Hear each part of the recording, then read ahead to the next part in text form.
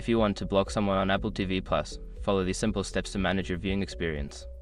This guide will help you navigate the settings to restrict access. Step 1. Open Apple TV app.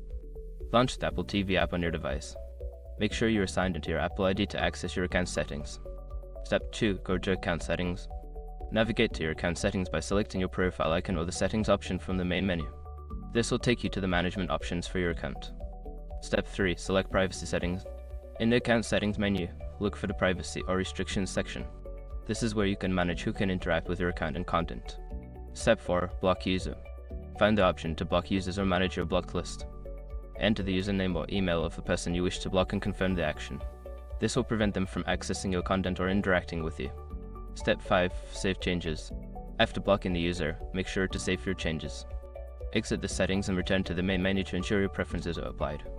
By following these steps, you can easily block someone on Apple TV+ and enjoy a more personalized viewing experience.